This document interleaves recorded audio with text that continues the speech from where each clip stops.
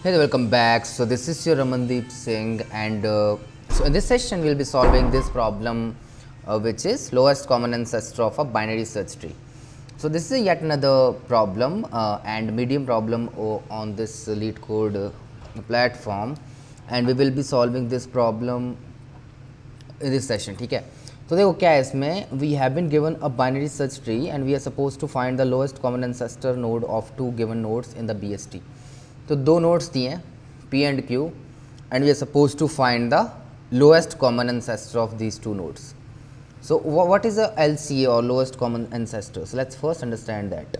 So according to the definition of LCA on this Wikipedia, जो भी है, the LCA is defined between two nodes as the lowest node in that tree T that has both P and Q as its descendants. ठीक है, where we allow a node to be a descendant of itself. For instance, in this case, we can see that the LCA for 2 and 8 is 6.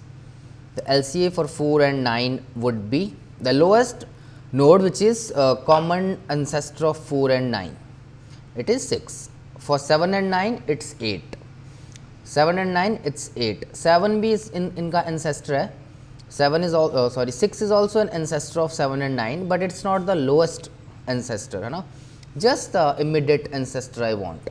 That is lowest. That's why we call it lowest common ancestor. ठीक है, ठीक है, cool है. And so let's understand this with the example लेके समझते हैं और थोड़ा सा.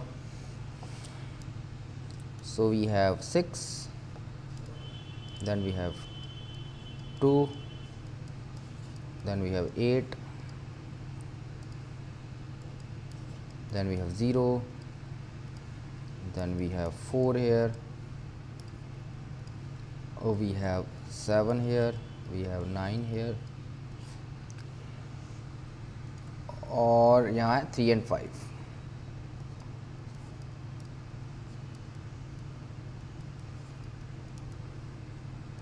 चलो, तो लेट्स सॉल्व दिस. तो क्वेश्चन है LCA for this 4 and 9, let's say 4 and 9. So the lowest common ancestor for these two nodes is 6. So the answer is 6. For 7 and 8, LCA for 7 and 8, what is it? 7 and not 8, sorry 8 नहीं है, 7. हाँ ठीक है, चलो 7 and 8. 7 and 8 का lowest common ancestor क्या है? वो भी 6 है. LCA for 7 and 9, 7 and 9, it's 8. So that is the definition of lowest common ancestor. So how do we find it given this type of binary tree structure? तो देखते हैं. So the solution is simple. All you have to do is, देखो, if both the nodes, whatever the nodes you have been given, are less than the current node. So we are standing on some current node, let's say at this node, and I'm supposed to find the LCA for, let's say, 0 and 4. I can see that 0 and 4 both are less than 6. Both are less than 6. तो इसका मतलब ये है कि दोनों nodes 6 के left side लाई करेंगे, right. दोनों नोड्स 6 के लेफ्ट साइड लाई करेंगे on the left sub tree. यहाँ पे लाई करने वाले हैं दोनों नोड्स, ठीक है. तो इसका मतलब जो मेरा LC होगा वो कहाँ एग्जिस्ट करेगा? वो LC एग्जिस्ट करेगा लेफ्ट सब ट्री. 6 के, मतलब 6 जो करंट नोड है, तो मेरा जो LC है वो लेफ्ट सब ट्री में लाई करेगा. This is the property of BST I am employing. So let's say if I want to find the LCA for 7 and 9 and the current node I am standing on it is 6. So I can see that, I can say that 7 and 9 both are greater than 6. So the LCA will lie on the right subtree. Case number 2. So this was case number 1, this was case number 2, and now let's move to case number 3 here. LCA of 4 and 9. LCA of 4 and 9. Here this case says, okay, I can see that in this case this current node, which is 6, lies in this range which we have 4 to 9. इसके बीच में लाई कर रहा है 6.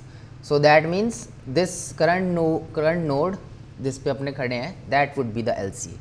यहाँ भी देख लो 7 and 9 का case, not 8. ठीक है, 7 and 9 का LCA 8 होगा, not 6.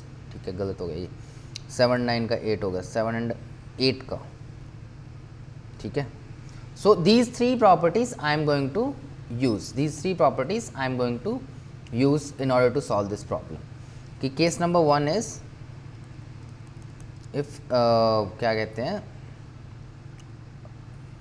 In this we have been given root P and Q, P and Q का निकालना है, तो P and Q both are let's say greater than current node, या फिर हाँ करंट नोड। तो इसका मतलब क्या है कि जो LCA है वो कहाँ लाई करेगा, LCA is going to lie on current dot अपना, अगर ग्रेटर है तो राइट में,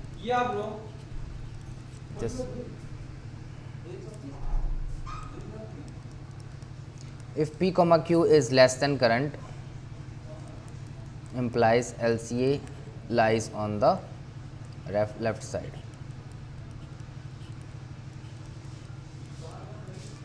Case number 3, case number 3, one of the nodes is lesser and another node is greater, then that case would be LCA lies like current node can be the LCA, current node is the LCA.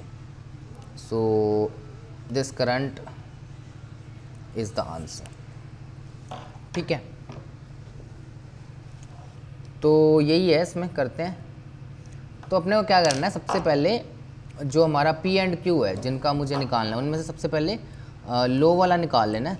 लो कौन सा है, तो मिन of P dot value Q dot value, फिर मैं high वाला निकाल लूँगा, max of P dot value Q dot value, ठीक है। अब मैं करंट नोड जो है उसको बनाऊंगा, लेट्स कॉल इट करंट, वो हो जाएगा रूट डॉट वैल्यू। अब अगर जो करंट है वो मेरा लो से छोटा है, करंट जो है वो लो से छोटा है, तो मेरा आंसर कहाँ लाई करेगा, सेल्फ डॉट लोएस्ट, रिकर्सिवली मैं कॉल करूँगा सेम फंक्शन को, लोएस्ट कॉमन एंसेस्टर, तो मेरा आंसर लाई करेगा, सही है ना स्पेलिंग इसकी, लोएस्ट कॉमन एंसेस्टर सही है, रूट डॉट, अगर करंट जो है वो लो से छोटा है तो मतलब करंट छोटा है मीन्स दोनों बड़े, लो भी छोटा है तो मीन्स लो भी बड़ा है, तो इसका मतलब दोनों nodes P and Q are greater, तो मतलब वो राइट साइड लाई करेगा, राइट साइड लाई करेगा। Current is greater than high, अगर हाई से भी करंट बड़ा है तो इसका मतलब दोनों छोटे हैं, तो इसका मतलब वो जो आंसर लाई करेगा वो मेरा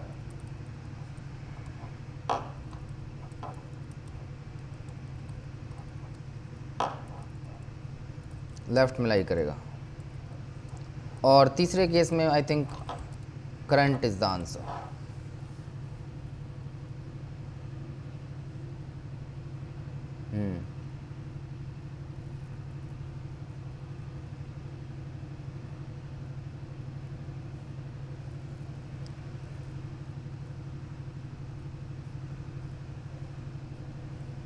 कहाँ गड़बड़ा गई,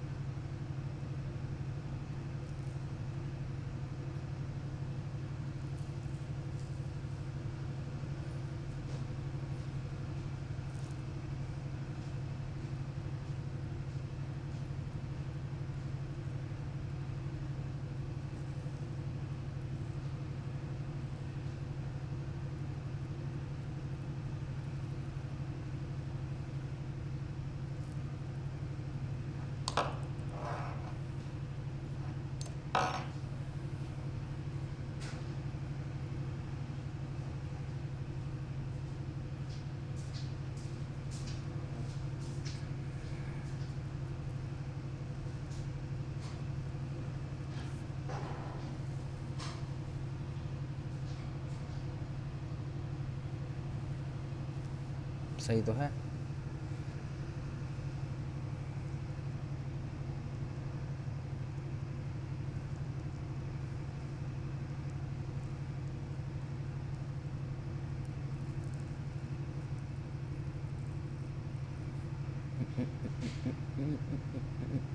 How is this?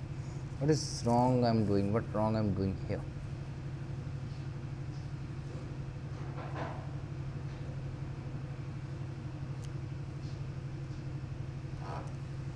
Let's create a separate function. P comma Q.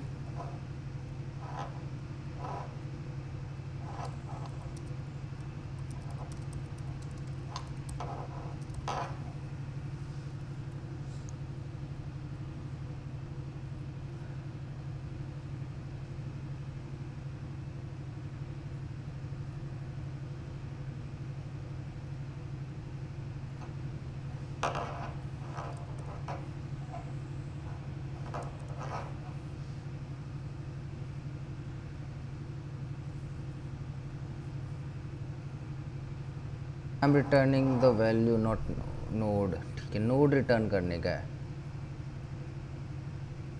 हाँ, sorry. So my mistake was I was returning value. I was supposed to return the node and not the value. ठीक है, तो इसको वो भी चल जाएगा, इसका ज़रूरत नहीं है, यहीं से डायरेक्ट चल जाएगा. DFS लिखने की ज़रूरत नहीं है. अपने को क्या है, यहाँ से रूट रिटर्न करना है.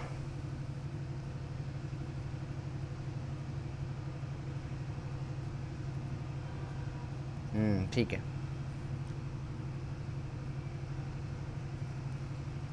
So got accepted. So that's all for this one. It was an easy problem, and